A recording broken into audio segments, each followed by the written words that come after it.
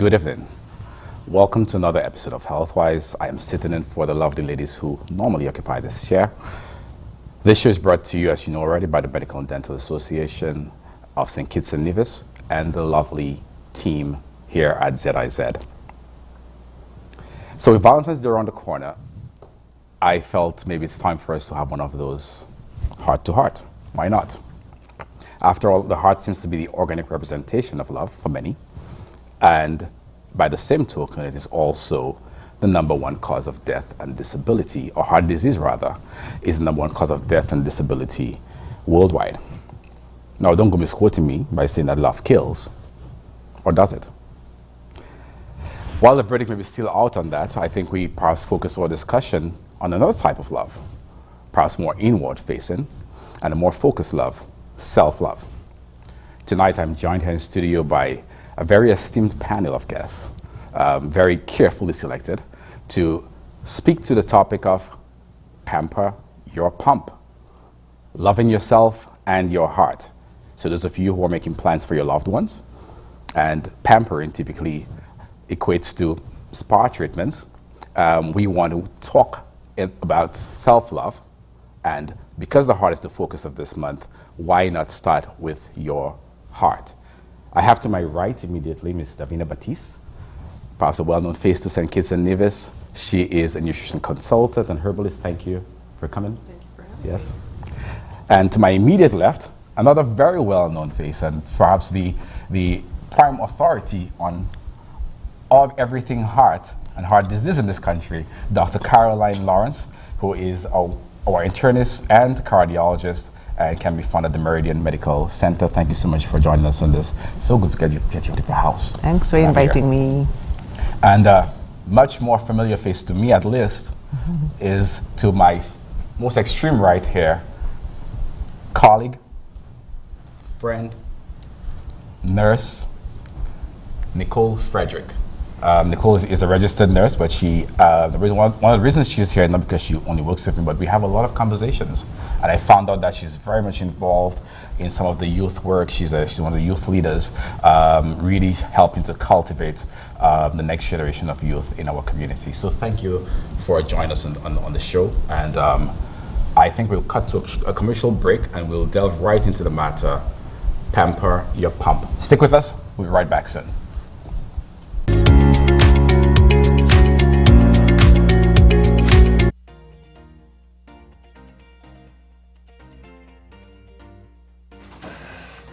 I hope they have it, you know. I hope they have it.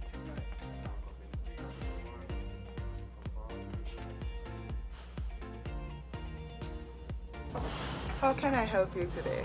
Yes, I've been searching for this medication everywhere and no one seems to have it. Please tell me that you do. You've come to the right place. We have just what you need. And even if we're out of stock of the item, as soon as it comes in, we will notify you. Thank you. Bestway Pharmacy, always taking care of all your pharmaceutical needs.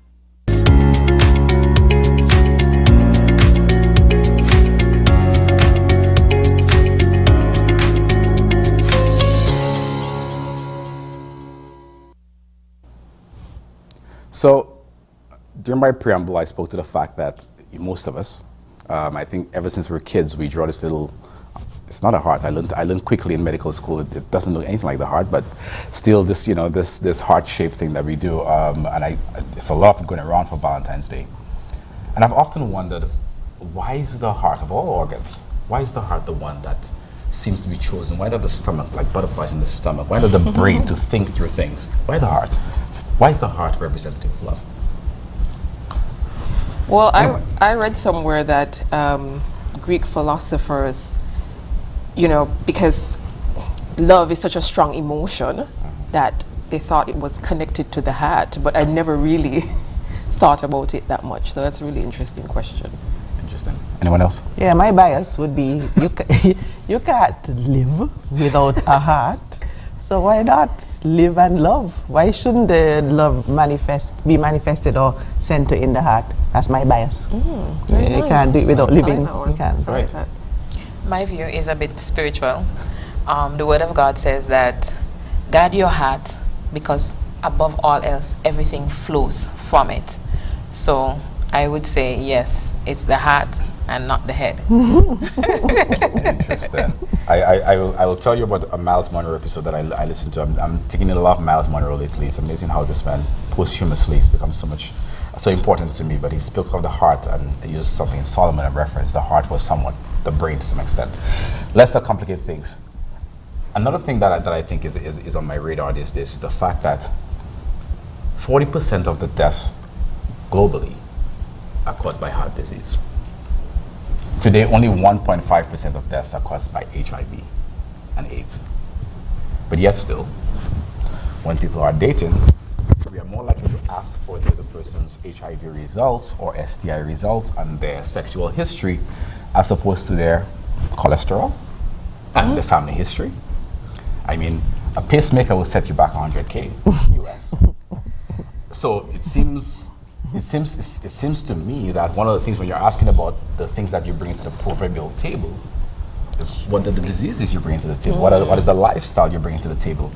Do you think it's time to introduce that type of conversation in the dating scene? I would like to go first because I want to give a personal experience. Oh dear. So, I am dating someone. I'm actually engaged, and I remember in the initial stages of the dating, I felt like I was in a doctor's office because there were questions like, what's your past medical history like? Have you ever had surgery?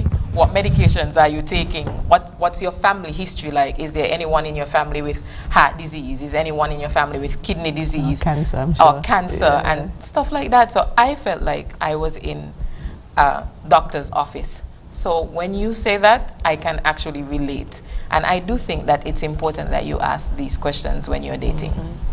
Yeah. But not too soon. Not too soon. Not too soon. Yeah, but I think maybe we're asking the wrong questions. We should include these questions in our dating. Yeah, because I see the videos and I have dated at some point in my life, but those things never come on a radar until when you get into the relationship and you realize you've inherited someone with a medical condition or the risk factors for a medical condition that financially can impact your family. Can impact you significantly, right? So the question is, and it may not necessarily be delve into someone's disease, but understanding their healthy habits, their eating habits and stuff, and seeing whether there's compatibility at that level, right? And I wonder whether it's time to encourage young people and everyone who's dating, dating not just for young people, to perhaps have those type of discussions. Matters of the heart. Right. It would be really good. I think that would be nice to be incorporated at some point. But yeah, you have to first have the attraction and care what this person's bringing to the table, and then you go there. Yeah. Doc, since you already have the floor, why is heart disease such a big thing, especially here in St. Kitts? Why is it this? I mean, I know I said the 40%, but is that what you're seeing here in St. Kitts in terms of the prevalence of heart disease? Well, I certainly don't have a percentage, but I have always been impressed with the amount of heart disease that I do see. Over and over, it doesn't matter. It still floors me when I see heart disease. The most common type, of course, that is the most lethal is the coronary artery disease with heart attacks and things like that. But all types of heart disease still exist. So your question was, why do I think we're seeing so much of it? I think it's lifestyle, and predominantly what we eat and how much we don't exercise. So any patient of mine knows in that session, that interview, one of the questions will be, what's the exercise program like? How is your exercise going? Because the absence or the less of exercise that's been going on, we're more mobile with vehicles, we don't do the walking we used to do, stuff like that has changed our trajectory and allowed for these, in particular the coronary artery disease and heart attacks, to happen more often, leading to more deaths. So it's lifestyle to me. Yes. Agree. And I didn't get to ask you, by the way, who was in the doctor's office? Was it you, the doctor, or the other? Because as a nurse, I probably... Who peppered the... Who was doing peppering? Was it? I was the patient. Interesting. in your practice? I mean, you know, your practice, you see patients, you've been mostly focused on females, and I think we're interested because, you know, we're always seeing heart disease. There seems to be a predominance mostly in There's a slant to men, yes. Is that something that comes up in the conversations with your female patients? Not directly, but like Dr. Lawrence was just speaking about, if you're not having proper nutrition and you're not moving your body, it's not just heart disease that you have to worry about. There are tons of other symptoms and issues and things that arise. And so although somebody might not necessarily come to me specifically with a heart condition, they could well have one and probably not even know. Yes, you know what I mean? Depending on what's their lifestyle and, you know, what's going on with them at that time. Thank you. So, you know, our show has a new format, and you know, there are different segments. Very packed show. There's a medical personality spotlight. I won't tell you who that is because I don't want to have any spoilers. Also, what's happening at JNF Hospital, right? We're trying to keep JNF in the media circles, and what's happening on medical news. We'll cut for a quick break, and we'll be right back to continue our discussion with our panel here with us. Thank you. Stay with us. It's time that we realize that we must work together to thrive. The world as we know it, the sky and below it. Could I never have more wonder? Yeah, with life and all you see and the climate's changing, but hope is remaining. That we can't ignore the future. It depends on you and me. One chance, all that we got. One voice, together we start. Take care, the world where we live. Permite a todos vivir. Tomamos la oportunidad para guardar la humanidad. And I must leave no one behind because we are one climate, one Caribbean. One climate, one Caribbean.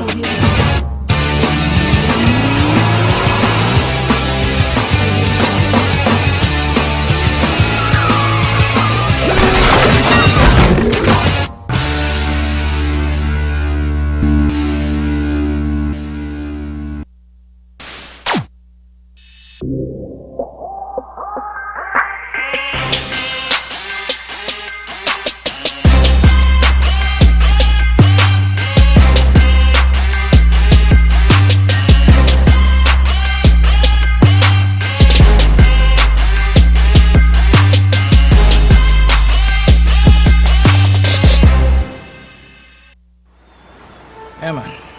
Another day in the books.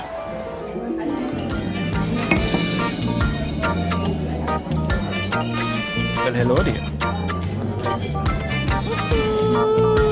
Ooh, she pretty from head to toe, and are you ready to go?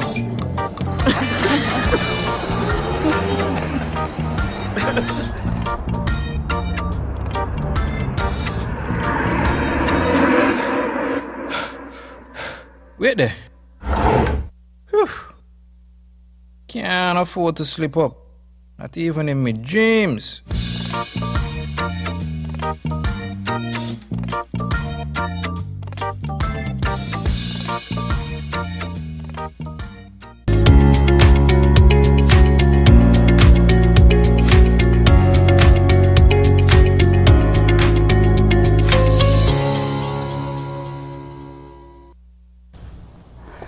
If laughter is therapy for the soul or the heart, let me tell you something. We're living here for a good heart tonight, thanks to our resident cardiologist and internist and, you know, well-known Dr. Lawrence, who's keeping us laughing while we go out to the break. I want to welcome you back. Our topic is Pamper your pump, pamper your pump, because you know it's Valentine's Day in a couple days. And for all the lovebirds out there who want to pamper somebody, I think we should actually focus inward and start pampering up our pump. We have in studio here with us Ms. Davina Batiste, who is a nutrition consultant and herbalist, Nurse Nicole Frederick, a registered nurse and youth advocate. And we are about to cut to a very important part of our show, which is a heart patient, Mr. Derek Fritz, who was so kind to share his experience with us suffering a heart event several years ago. So I think that's the next segment we have coming up, correct? Thank you. My name is Derek V. Fritz. I'm from 34-4 Thomas Road in Bastia. I'm a senior citizen. I'm a heart survivor because I had heart surgery in 2013. I had a heart attack and I had to go to a cardiologist who then recommended I go overseas for medical attention. Anyhow, 2013 was not actually the heart attack. I had it prior to that, but I paid little or no attention because, as strange as it may seem, I was all down in Trinidad playing in mass when I was having a heart attack, and I had a thing called a GNT, which I traveled with, which you put under your tongue. It's a tablet, and it sort of would open the valves and the blood flow, but after a while it cuts off and you go back into the heart attack mode. But I was not paying much attention to it as being a serious case when it was really a serious case. And then I found out I had something called an angina, which is the closure of your valves, and for that reason I had to go overseas to seek medical attention. Well, I really don't know the exact date, but it started in 2010, and I lingered with it for 3 years before I actually paid serious attention to it. At this time I was going through a lot, but I was keeping it a secret and hiding from my family members. Well, it started first in my jaw because I got all tight tension in my jawbones and my teeth hurt and my fingers went funny and I didn't know what it was, and I was very concerned, but it went away and it went away, and I just said, okay, that's part of life. And I went to a doctor, my private doctor, who then gave me a tablet called a GNT because he suspected it was something to do with my heart, but he didn't want to make it too alarmed.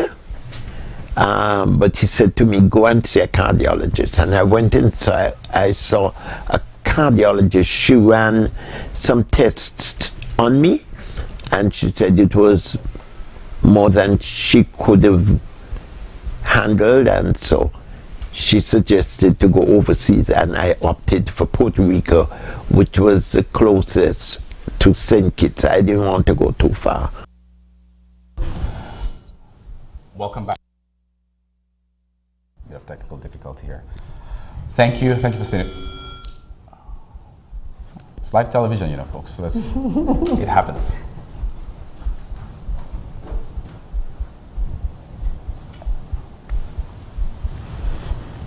Good? Good. Welcome back. If you're just joining us, the topic is Pamper Your Pump. I have a lovely guest, a panel of guests here in the studios with us discussing heart disease and self-care. One of the things that I think is really confusing to everybody, including me, being a medical doctor does not make me I'm immune to that, is confusion around what we eat and what we can and should eat. The diet, fads are coming, so fast, and from South Beach to Atkins and we're now at intermittent fasting. What are some of the observations you've made about our eating habits and the recommendations around that? Just that someone can take away from this show tonight and implement. Okay, so here locally, one of the things I observe, and I grew up doing, is basically how we build out our meals. is a concern when we think about how we cook and build a meal. So for example, we would have rice and peas, and then we're going to have fried plantain, and then we might have some sweet potato, and all of a sudden your plate has 3 types of carbohydrates on it, maybe a little bit of room for some vegetables, and then your protein. And I mean, like I said, I grew up like that. It's kind of culturally how, you know, we prepare meals and share meals.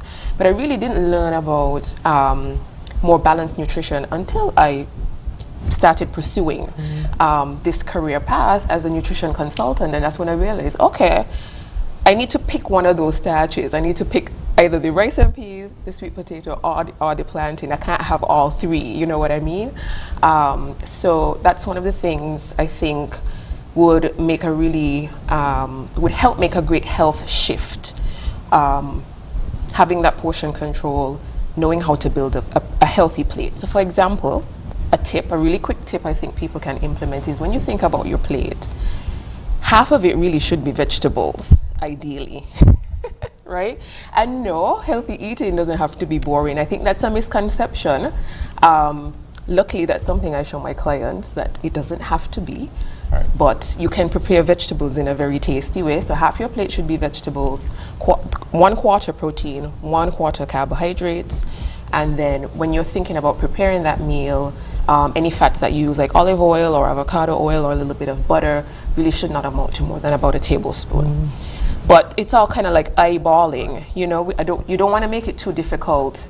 You know, get a measuring spoon or a scale or something. Try to make it as easy as possible. So that would be a tip that I would offer this week. Maybe even if it's once or twice for dinner, try building out your meal like that, and then kind of monitor any changes that you observe, and then, you know, you can take a next step after that. You mentioned portion control. What does that mean? Eat less, or take a smaller plate, or what does that mean? As you said, 1/4, and I think that if I have a big plate, 1/4 of a big plate is quite a quarter. Ideally, like a 10-inch plate would be like the maximum size plate that I would recommend if you are approaching building a meal like that. That's a good size plate. Thank you for that. Dr. Lawrence, one of the things that I think we are also struggling with is all the different concepts around fats and the different fats we should consume.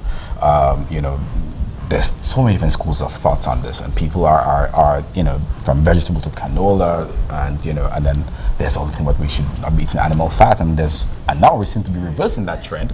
Coconut oil, for example, when I grew up, coconut oil was something that was said you shouldn't eat it at all. You shouldn't use it at all. And today we are using coconut oil. How do you tackle this if you're? That does sound like a question for the nutritionist. Yeah. What? Because we get all the time in our practice, you see. And I wonder what we tell our patients and how we actually get them. Well, for me, my concern is like the trans fats and saturated fats. We cook up with a lot of margarine. I don't know who else thought this, but people call it butter here. It's not real butter, right? And it tastes good. It tastes like butter, but it really isn't. And so that would be where the concern would arise, especially when it comes to heart health, because you have to think about your cholesterol levels and things like that. And so consuming too many things like that, like the margarine, the lard, and stuff like that, would put you at risk at cholesterol levels that are not ideal for your heart health. That's my take on it. Thank you. Portion control, you heard? 10-inch plate. So get out your measuring tape. I don't know what that looks like, but get your measuring tape. 10-inch plate, portion control. And where can people find? Do you have a website or somewhere people can find that information? Because I'm sure that you're supposed to say here, I want to talk to you to find out some more about all this. Right? Okay, no problem. Okay, so my website is blissfullybalancedtea.com, and that's where I practice my nutrition under as well. I'm on Facebook. Or the letter T?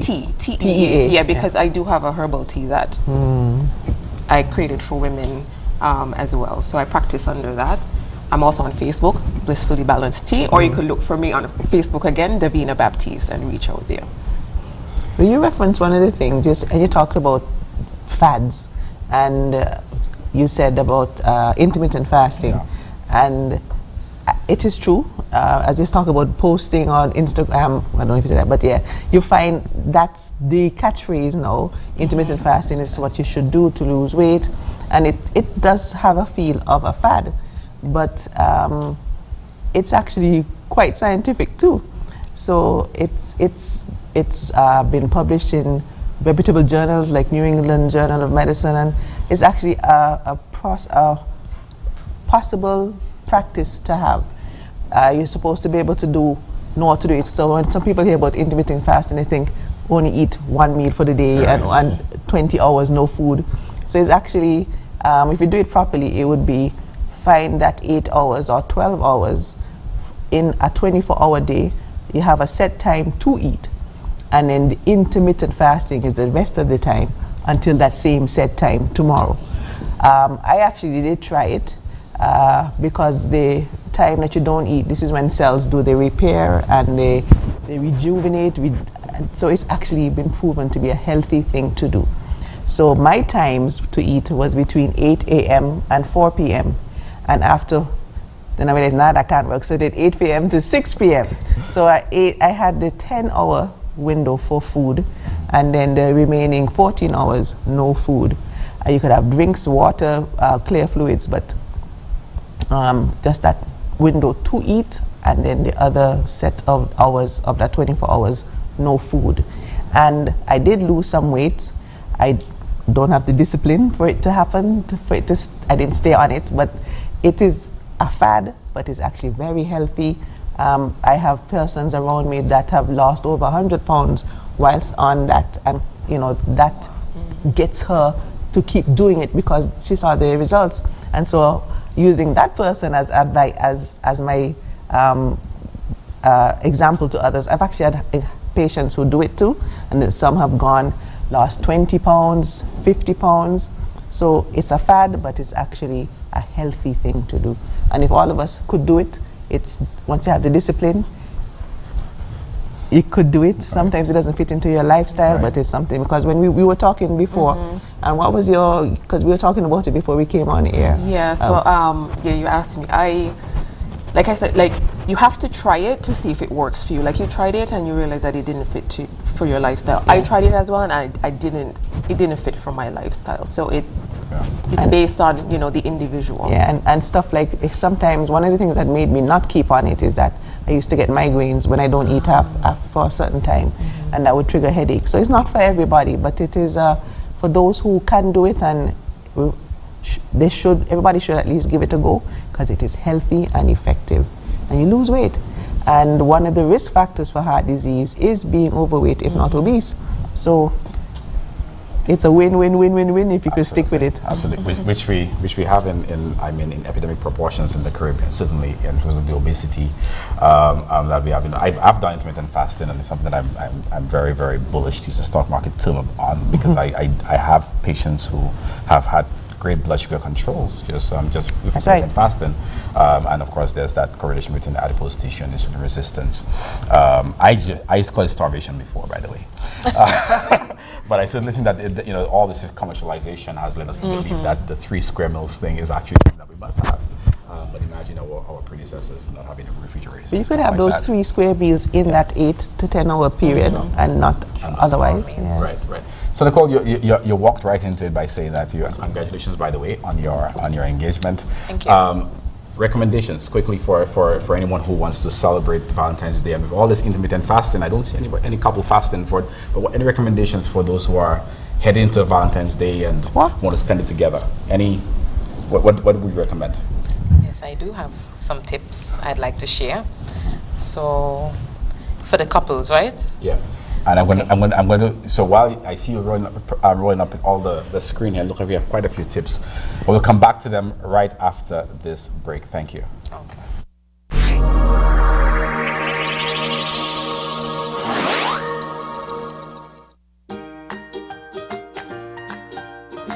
At Bestoway Medical, we are dedicated to meeting all your medical needs.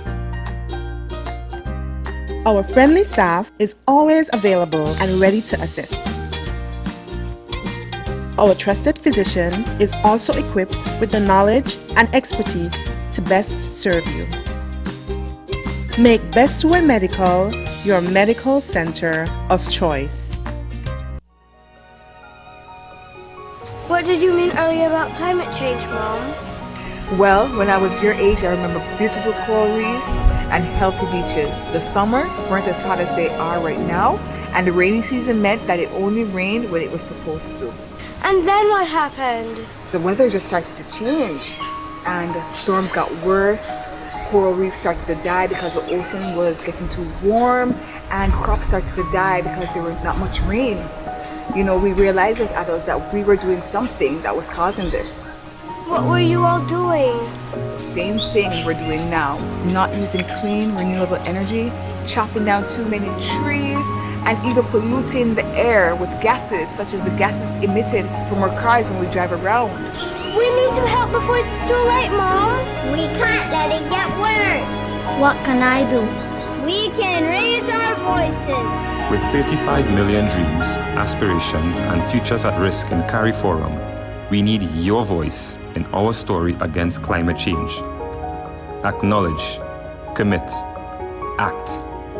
This message is brought to you by the Caribbean Community Climate Change Center under the Intra-ACP Global Climate Change Alliance Plus program and is funded by the European Union.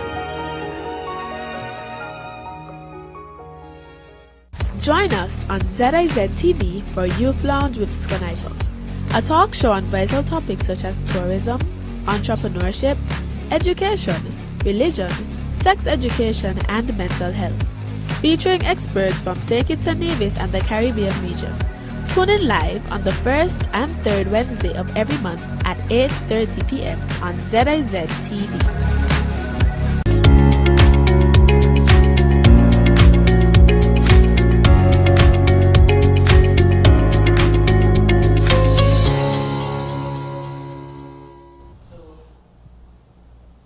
Welcome back.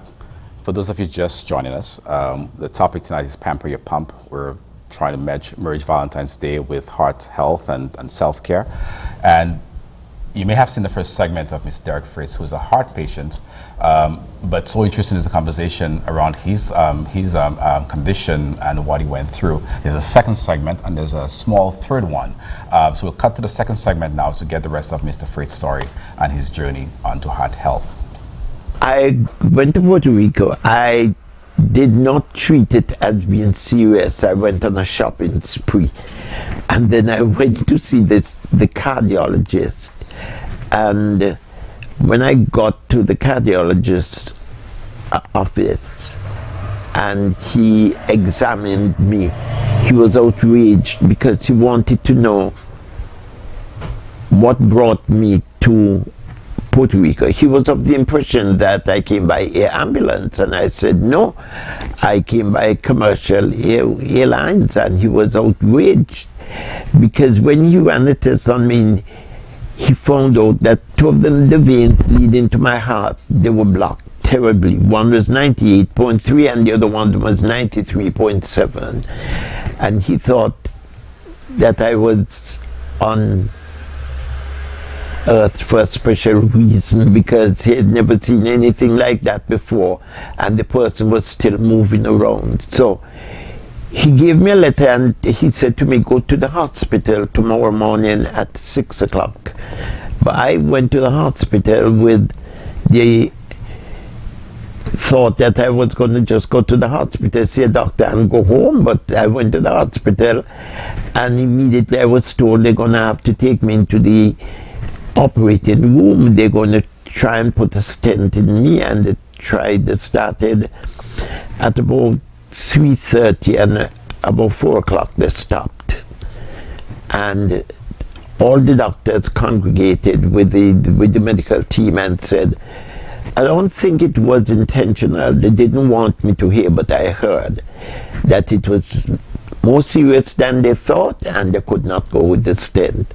So they abandoned the stent, and they came and they told me that they'd like to speak to somebody who came with me because something further would take place. And that was the end of it for that day. I didn't know what it was until they wheeled me out of the operating room and they took me to a bed in the hospital. And the following morning they came for me And I didn't even know when they left with me until I found myself surrounded by 3 nurses and with tubes all over me, 2 in my belly, 1 in my neck and 1 under my arm, and I couldn't even speak. I just kept looking at everybody. I didn't know what it was until a nurse came and she said to me, your operation was successful. Welcome back. Again, if you're just joining us, welcome. The show is Pamper Your Pump, loving your heart and yourself. Before we went to the break and we got back to Mr. Fritz, I was asking Nicole a question, but before she gives us recommendations for Valentine's Day, there's something that I have struggled with personally, I still struggle with in my career. And Nicole and I have spoken about it offline. I got some information, but I really want to delve in a little bit more. Nicole, I think for me, the struggle has always been trying to establish that delicate balance between patients who are deeply spiritual and religious and their beliefs around that and the perceptions around that with my need to manage their physical health. And I wonder whether there's a way to actually approach this without pitting the 2 dimensions of health against each other. And if you had any thoughts around that. Okay, so my thoughts around that question is, first of all, we need to look at treatment as a holistic approach. Present medicine as a helper, because the patient is highly spiritual, which sometimes is a hindrance. You try to merge the 2, find a common ground. And so the Holy Spirit for believers is often seen as the helper in the Bible. God says that he sent the Holy Spirit as our helper. So if you can present medicine as a helper, like a collaborative effort, rather than being against or just focused on medicine, if you join the 2, then it might be easier. So what I said is, get the patients to acknowledge that medicine is actually a help. Some patients, they are overly spiritual. You hear them say, oh, I rebuke. You give them a diagnosis. You know, you have early stages of cardiac disease, and they begin to rebuke the devil, rebuke this, rebuke that. But make them understand that God is not against medicine. He actually grants us wisdom. Proverbs 12 says, the way of fools seems righteous to them, but the wise listen to advice. So we do get them to see it's a collaborative effort. Get them to understand that they have to do their part and we do our part. So it's you do you plus the medicine, God plus the medicine, and you bring it together. So don't let them understand that they can't just sit around and expect God to help. For example, in the Christian walk, it's all about faith. And faith in itself is trusting God. Faith is described as the confidence in what we hope for and the assurance about what we do not see. Confidence in whom? Confidence in God. The assurance is a promise and it's a declaration. So it's a promise that healing is the children's bread. By his stripes we are healed, and it's a declaration you declare.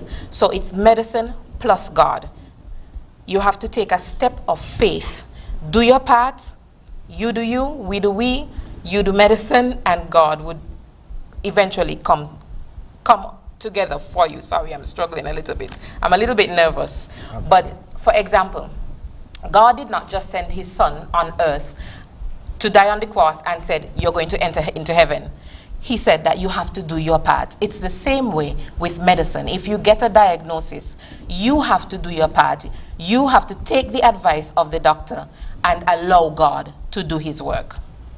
So present it as a helper rather than it's just pushing medicine, pushing our views, but try to meet the patient halfway. Thank you. I have to say that this is not an area that I have great expertise in, but I imagine that in your practice you'll come across similar or some type of misconceptions around heart disease in particular. What are some of those that you are confronted with on the daily, really? Yeah, much the same, that they say, well, because I'm a prayer warrior, I know God got this, so I'll just leave everything there, and that's where it's going to be taken care of. So you have to remind them, yes, that God is working through me too to help you. And this is why I was able to go to school, and I didn't do it on my own. So He working through me to help you. It helps them accept it. Sometimes you don't always get the acceptance, if you will, but yeah. But as you said, you talk about myths. I don't know if I have a myth, really, a set of myths with heart disease, but I definitely have people who just would prefer maybe not to deal with it, look the other way, some denial sometimes. I can't say I have much in the way of myths, though. But I definitely like to bring home the fact that they need to be looking after those risks that cause chances of heart disease to happen more. Get in control of your blood pressure, get your sugar down, get your cholesterol down, regular exercise. So stuff like that is things that they are able to do, sometimes with help. They need it, but those are the things that help to decrease the chances of heart disease happening. Thank you. Very interesting, a lot to unpack here. We'll take a break and we'll be back for the next segment of our show shortly. Thank you.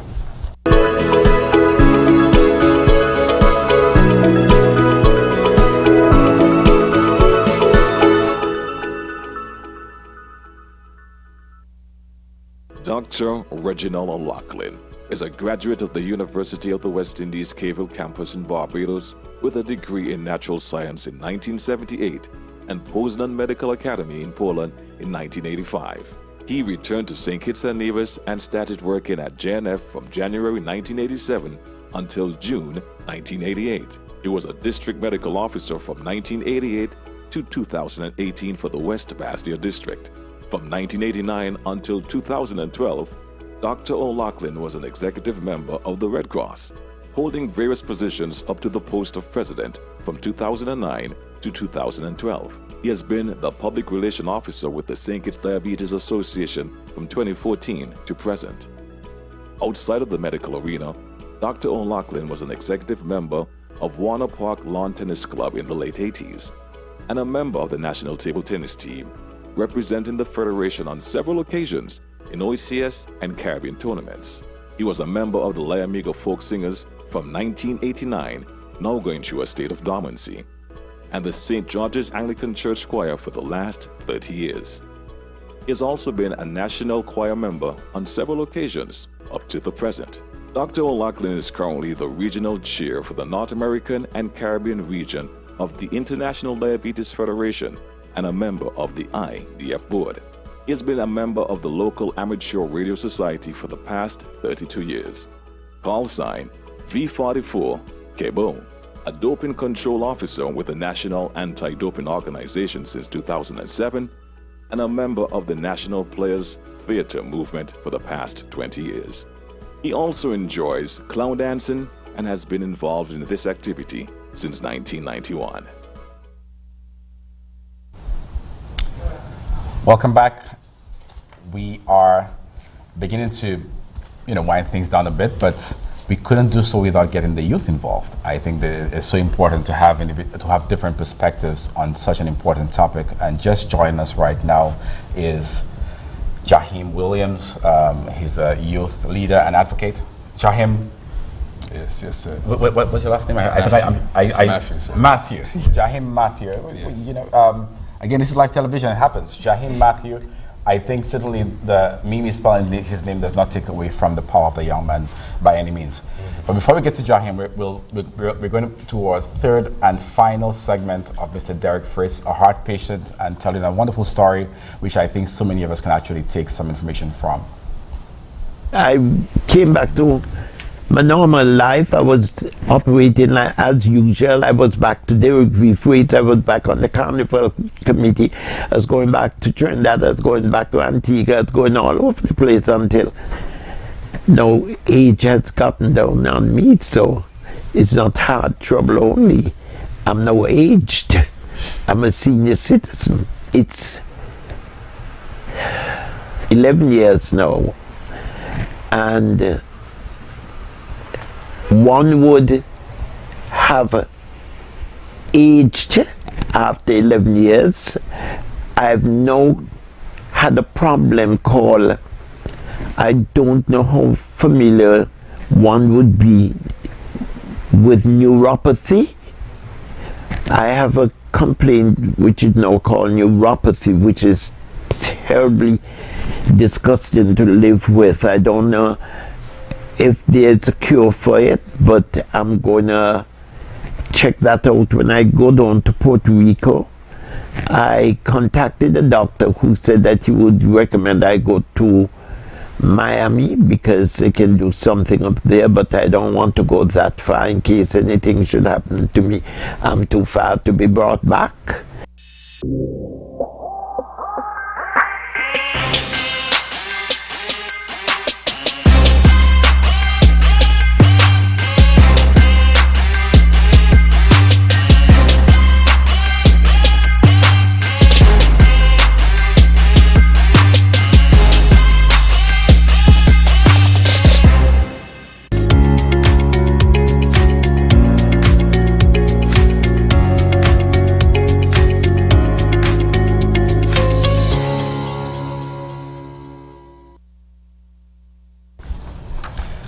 Welcome back again. So before we went to a break, I introduced Jahim and I got his last name wrong. I said Williams and it's Matthew, but I'm sure he's well known to many from the Antioch Baptist Church. Yes. Jahim, welcome to the panel. We're discussing heart disease, and it seems I can tell you, and I don't know your age, but I imagine when I was your age, heart disease was not on my radar. In fact, if I exercised at all, it was to get my beach body. There wasn't a gram, so it wasn't for the Instagram at the time, but it was for the beach. How is heart disease being viewed by the youth right now? I mean, is that even something that comes up in discussions?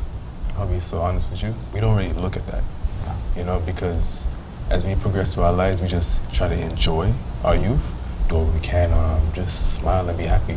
But I can see that is a big thing when it comes to the youth because we don't understand how detrimental it may be to our health. We don't understand what we eat. We don't understand that things that we may put in our bodies that may just influence other people to eat can cause such a very strange and abnormal, you know, progression in our lives. So yes. What does self-care look like for a young man like you? Self-care? It really is a spiritual and a mental thing for me because I think once you change spiritually, physically, emotionally, everything's going to change just like that. You know, read a book, take time to yourself, engage with family, do activities and such like that because all that builds your character over time. One of the things that you mentioned is that you said that, you know, the disease in and of itself is not on the radar of many youth, but there's something called the burden of disease, which is the fact that somebody has to bear the cost of the person who's ill. Right. And if people are getting sick younger, it means that by the time you actually begin to earn, more likely you have somebody, a loved one, who actually needs the support, and that can actually eat a nice hole in your pocket, right? I mean, so I think, you know, when you think of it from that perspective, although I'm seeing in my practice, I'm sure, I'm not sure how you view it in yours, but I'm seeing, the age of onset of those diseases is getting, I see type 2 diabetics in the teens, which is unheard of, right? So I certainly think that is something that maybe, that individuals your age should probably speak about because those diseases are mostly preventable by a large extent. Is that something? Am I saying anything that you can identify with or resonate with here? Yeah, for me, like a lot of my clients, I work with women mainly. I do see younger women having challenges like health issues that are connected to lifestyle. So, could definitely agree with that. Yeah, me too. I am diagnosing heart attacks, heart failure in age groups 30s, and so that I would have never expected to come across. That's a few years older than our youth leader here. So it is important even in your 20s to know that is something you have to be actually caring for, looking after yourself with that, regular exercise, the same triad or the same mantra that I say, regular exercise, and make sure you have some vegetables every day, fruits and vegetables. So yeah, it is certainly something I see happening in the younger and younger populations. I agree with that, but I realize that in my space, as a youth leader, right, we have not just me, but other people, I'm not gonna call their names, but they're wonderful people. What we try to do, we had an event recently, last year or during this year, where we had a dinner with the young men, right? But when we fix the plates, we make sure that we have vegetables for them to eat in their diet. You know, it's not just sweets. Yeah. We have, of course, we had dessert and such on, but we also had, like I said, vegetables. We have water, healthy drinks, you know, tropical drinks and such on, and a lot of ground foods. You know what I mean? Superfoods, yam, spinach, and those type of things. So, and we try to promote healthy eating. You know, it's not like we do it out of like insight, but it just comes natural to us. You know what I mean? Because we need the young men to stand firm in itself. So yes. Yeah. And you know, another thing as well is also, you know, obesity, right? Which actually sets those things in motion. And one of the things I think that I'm concerned about is that trend as we move from manual labor into that knowledge type work, where some of us are sitting at a desk for hours. We're not moving as much. No, right? So sedentarism almost seems to be. So I mean, I ask myself, you know, what are some of the things that we can be doing, and how can we be speaking as employers, employees? How can we be, you know, as even as professionals of ourselves? I have a smartwatch, smarter than me for sure, because it says get up and move, and I keep just muting it because I simply don't plan to. I don't plan to, and I realize I spend several hours just sitting here, and I think, you know, so these are some of the things that, you know, for a young person who's entering the world of work. I wondered, you know, what are your thoughts in terms of how are you having conversation? How do we build a healthy habit into a lifestyle that's actually telling us more and more moving in the direction of unhealthy habits? How do you build that into the work world? Well, I think having the awareness first, because if you're not aware that this isn't good for me, just sitting at my desk for 8 hours every single day, and what it can do to my health, then I'm not going to take any action. I think in workplaces, a good place to start would be education. Bring in a professional, talk about nutrition, talk about exercise, and those things, and start there first, create the awareness, and then there can be action. And then an action could be having activities, sports day, walkathons, maybe have a contest where who can walk 10,000 steps within a certain amount of time, you know, gets a prize, you know. That's right. Things like that might be able to help with that, get people moving and inspired to move, even not related to, you know, the work activities. I think that would be some good steps to take. Thank you, and thank you so much for that. And that's why there's the Healthy Business Challenge. Thank you, Dr. Marisa Carty and the folks from the Ministry of Health and SKN Moves who have the Healthy Business Challenge. So get your business on board and to sign up for this important challenge. Our next segment is a new introduction to the show, where we bring Dr. Jensen Morton, who's the Director of Health Institutions at JNF Hospital. And Dr. Morton speaks to some of the developments at the hospital. So we'll cut to that right now and allow those of us to get a sense of what's happening at JNF, those of us who don't work or visit there. Thankfully, not often enough. I'm Dr. Jensen Morton. I'm the Director of Health Institutions, and today we're here at the psychiatric ward of the JNF General Hospital. Now, the psychiatric ward has been one of the more challenging units at the hospital, if not the most challenging unit, because of the nature of the work that it does. It's one area that acquires or that gets a lot of wear and tear over the years. It requires a large amount of maintenance. It's been a bit challenging to keep it up to standards. Well, thankfully, the challenges that we met with regard to the psychiatric ward, we are going to be giving it our best effort to try to make it as good as we possibly can. We have partnered up with a series of persons to assist us with the different components of the psychiatric ward. With regards to the roofing, because there are some issues with regards to leaks, the Republic of China and Taiwan, they have generously come forth to assist us with roof repair to the tune of well over $100,000 for the psychiatric ward alone. For the internal infrastructural work with regard to the psychiatric ward, it's going to be a joint effort of the Ministry of Health, an angel private donor, as well as assistance that we're going to be seeking with a partnership from the Social Security Board. That's to try to see how we can make the internal aspect of the ward as comfortable as possible with regards to the changing out of doors and windows, repainting and the changing of aspects of the flooring and other things, just to make it look a lot better and just to make it look a lot more up to date. So now the final part would be the furniture. We're working again with a private donation to try to get the furniture in the psychiatric ward completely changed from top to bottom, such that again things can be as comfortable as possible for the patients that are there. So the psychiatric ward is an area of focus. It's an area that we are not forgetting. And we are hoping to see all of these changes come into place within the next 6 months' time. So, thank you.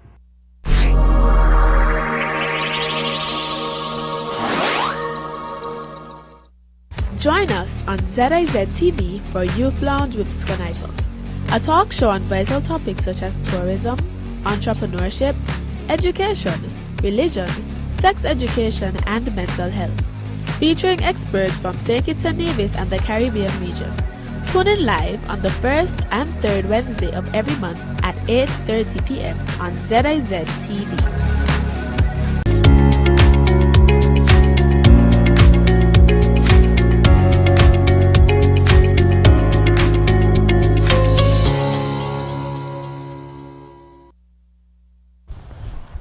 Welcome back. If you have been with us, thank you for allowing us to invade your home on this Monday night. I think this has been an important topic. Just not nearly enough time to unpack so much of it. I'm really speaking about self-care and heart disease, extremely prevalent, and as I said, one of the number one causes, or the number one cause of death globally. Some of the before we went to the break, we were speaking about the work world and trying to introduce healthy habits, and I think people are struggling. I think most people genuinely want to do better. I see couples, and I always wonder when I drive on the bypass, I see so many more women than men. And I always wonder what's happening in those relationships. Like, how do you have a relationship where one person is actually going out and exercising and the other one? As we wrap up this show, if you would be so kind to tell our audience of what your self-care routine is, if you have one, if you plan to introduce one, what does that look like, and how do you cope with some of the stressful situations, some of the things that may impact the quality of care you give to yourself, and also eventually produce heart disease? I'll start with you, to my right. Davina.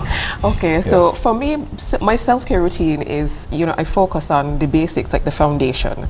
Good balanced nutrition where it's not boring and I still enjoy all the foods that I love. Exercise is really important. When I'm not active, I tend to be a little bit grumpy and moody and things like that. The occasional manicure and pedicure. I have a pedicure tomorrow. I'm looking forward to that. Skincare routine, and then doing hobbies. Like I like sketching and drawing. I like artsy things. So those things help relieve stress because they kind of take me away from the reality of the day-to-day stresses and worries. So I try to make sure that I have supplies around and things that I can just go to those things that I enjoy doing. Jaheim? Well, for me, it's truly church, involving with the young people and older folks, elders and such on, visitation and such on, because it really brings my spirit at ease and it promotes good well-being, because social media, a device, is really easy to get trapped to that device. So I try my best to push it away, but I still sometimes get hooked, and it's really draining. But it's the effort that matters, because I got to continue to push. Kind of in the end, I might be able to finally put it down and just interact with the world. See what nature's all about, see what other people's story looking like and such on. So I love that. That's for me. Doc? So I regularly exercise, I watch TV, I read books, and I lime. Nice. And mine, I have a bit of all those things, and there's still some more I could do, certainly, which is one of those things, perhaps get more sleep, which we underestimate vastly. No, I get enough sleep. Me too. So this show was approximately 1 hour. In that 1 hour, at least 90 individuals around the world somewhere would have suffered a heart attack. True. Because the rate is one person gets a heart attack every 40 seconds thereabout. So think about that.